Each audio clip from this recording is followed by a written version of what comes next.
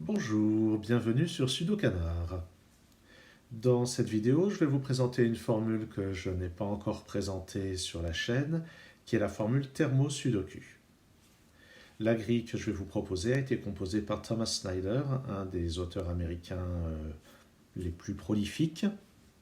Et il avait donc créé cette grille pour un concours de 2012 organisé par le Royaume-Uni, ou disons l'organisation UKPA, United Kingdom Puzzle Association. Et donc évidemment, comme d'habitude, je mettrai un lien dans la description vers le document où vous pourrez récupérer cette grille et la chercher par vous-même. Alors, le thermo-sudoku. Eh bien, nous avons une grille de sudoku avec ces 9 blocs 3-3. Et on voit qu'il y a des formes comme ceci qui sont grisées. Et ça, ces formes, ce sont des thermomètres. Des thermomètres dans lesquels il faut imaginer qu'il y a des graduations. Ici, c'est le bulbe du thermomètre, c'est là qu'il va y avoir le plus petit chiffre. Et quand on se déplace, les chiffres augmentent strictement. De toute façon, strictement, c'est obligé vu comme ça se présente. Mais il existe d'autres problèmes de thermo-sudoku avec des branchements, et même en diagonale, dans ces cas-là, ça augmente strictement. Voilà, donc la règle c'est celle-ci, je le redis. À partir du bulbe, les chiffres augmentent comme ceci. Alors, comment est-ce qu'on attaque un problème comme ça? Bon, déjà, on peut regarder s'il n'y a pas du sudoku standard qui nous permet de faire quelque chose. Là, j'ai pas trop l'impression. Là, si remarquez, il y a le 3 ici qui me dit, les deux chiffres 3 me disent que dans ce bloc 3-3, le 3 va forcément être dans une case grisée. Alors, est-ce qu'il pourrait être là? Il ne pourrait pas être là parce que, avec cette règle d'aller en croissant, si ici je mets un 3, ici c'est au maximum 2, ici au maximum 1, et là il n'y a plus de possibilité. Donc le 3 va être là-dedans, et on peut remarquer que dans cette colonne il y a déjà 1 et 2, donc en fait 3 c'est la plus petite valeur qu'on puisse envisager ici. Donc dans le reste du thermomètre c'est forcément des valeurs strictement plus grandes que 3. Donc déjà j'ai un 3 ici. Bon, à mon avis, c'est pas par là qu'on est censé commencer, mais c'est amusant qu'on puisse remarquer ça, et avec ces deux 3, par du sudoku standard, je peux en déduire qu'il y aura un 3 parmi ces deux cases. Alors maintenant, je vais vraiment attaquer la manière dont j'attaque d'habitude un sudoku thermo. Ben là, je peux remarquer que ce thermomètre est de longueur 7. De longueur 7, on pourrait imaginer 1, 2, 3, 4, 5, 6, 7 éventuellement. Sauf qu'en fait, ça ne serait pas possible à cause de ce 3. Au minimum, c'est 1, 2, 4, 5, 6, 7, 8. Donc ici, c'est au minimum 8 et c'est au maximum 9. Donc ici, ça sera un 8 ou un 9.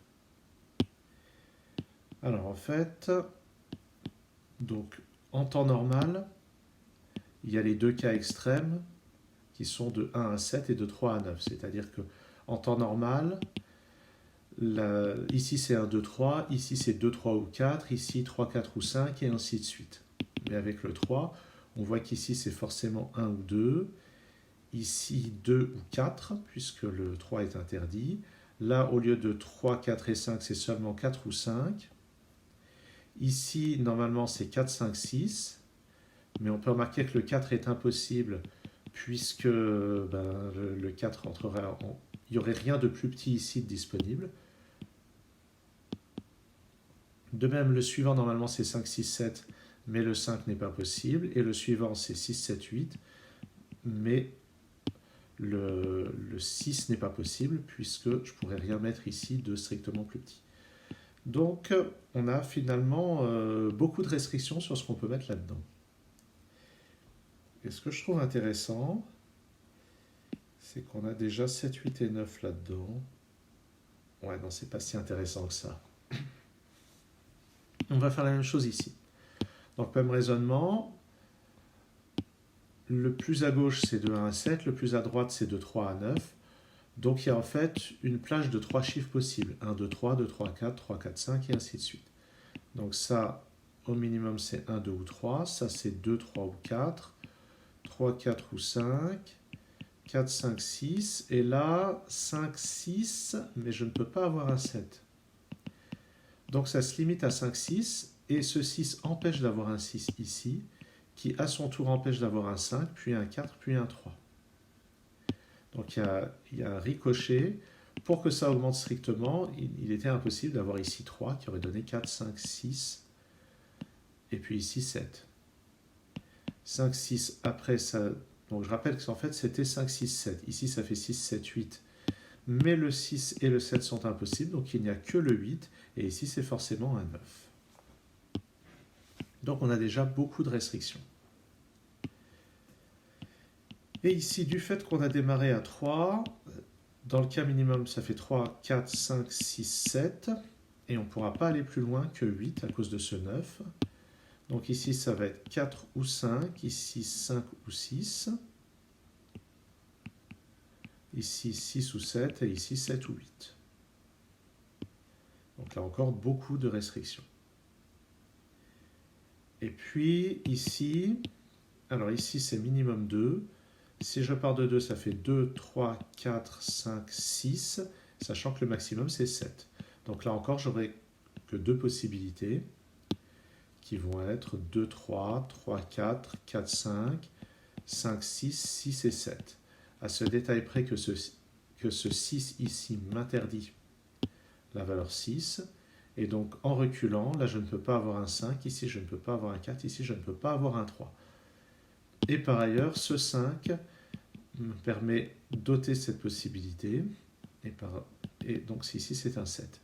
Et maintenant ce 6, pour que ça croisse strictement, ici ça me donne vraiment la valeur des chiffres 7, 8 et 9. Donc ça avance assez vite. Regardons ce qu'on peut en déduire. Le 6 ici me dit que j'ai un 6 parmi ces deux cases.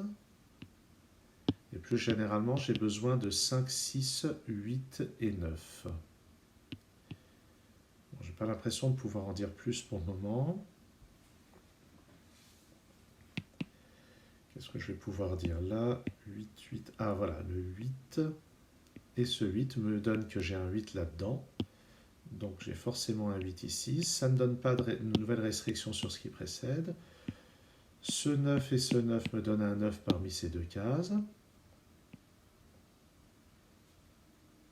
On peut remarquer que... Ah, mais ça, j'avais pas fait attention. Ici, c'est 4 ou 5, ici aussi. Donc, ici, ça ne peut pas être un 5. Et pour que ça augmente strictement, ici, ça ne peut pas être un 6. De toute façon, ça ne pouvait pas être un 6 puisque j'en ai placé un. Il me reste là-dedans 1, 2 et 9. D'après ce 9, ici, c'est 1 ou 2. Donc, dans cette ligne, si j'utilise ça, donc il me manque 1, 3, 4, 5 dans cette colonne. Ici, ça ne peut pas être un 3, c'est un 4 ou 5. On note qu'avec ce 4 et 5, il me manque 1, 2, 3, 6 là-dedans. 1, 2, 3, 6. Je vais juste noter ici 1, 2, 3, ici 1, 2, 6. Ah, puis au fait, ce 3 ici me permet de résoudre ça. Je n'avais pas fait attention à mes petites remarques de Sudoku standard. Par conséquent, donc dans cette colonne, il me manque juste 1, 4 et 5. Et d'après ce 4 et ce 5, c'est un 1 ici. Et en bas, c'est 4 ou 5. Maintenant, ce 4, 5 se regroupe avec celui-ci pour placer un 6 dans cette case. J'ai dit un 6, pas un 5. Et ce 6 ôte une possibilité à la fin de la ligne. Là-dedans, c'est 1, 2 ou 6. D'après ce 1 et ce 6, c'est un 2. Ça met donc un 6 juste au-dessus et un 1 dans cette case qui élimine cette possibilité ici. Dans ces deux cases, c'est 8 ou 9.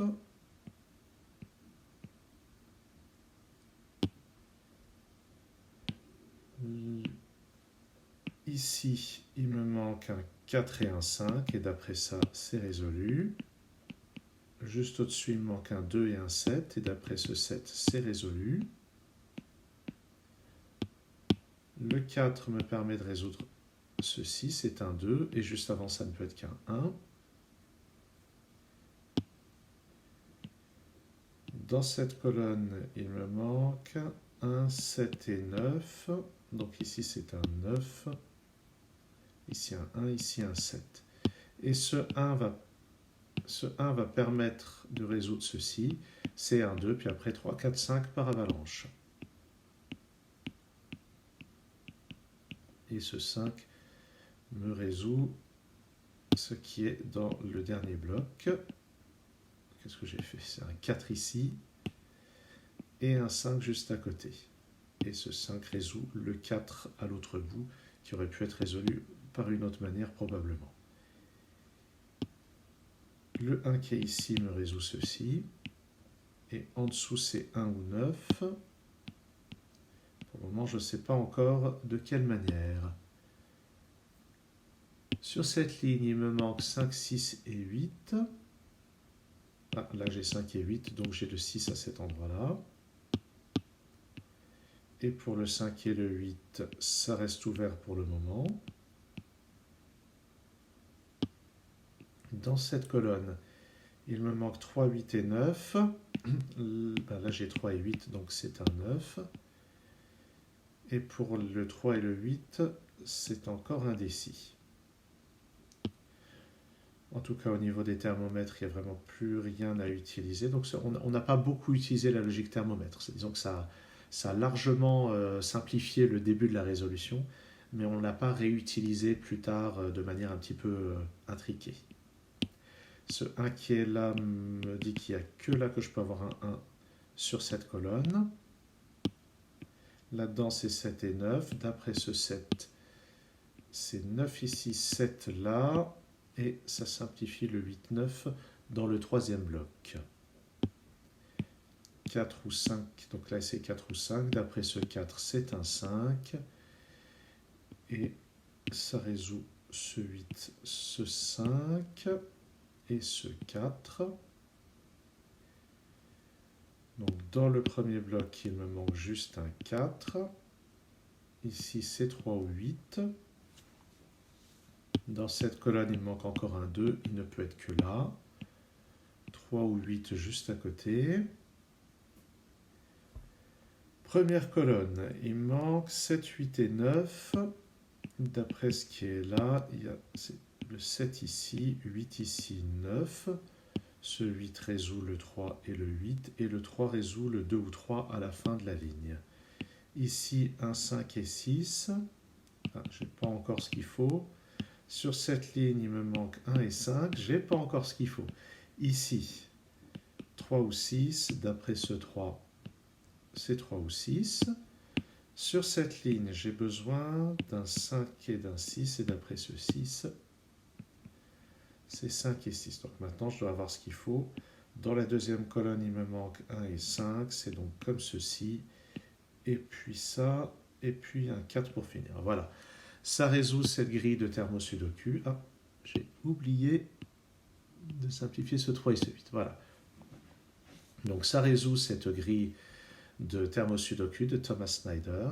J'aurai probablement à l'avenir l'occasion de vous montrer d'autres grilles de cette variante parce que c'est une variante que les auteurs apprécient et moi aussi, pour être honnête. J'espère que ça vous a intéressé.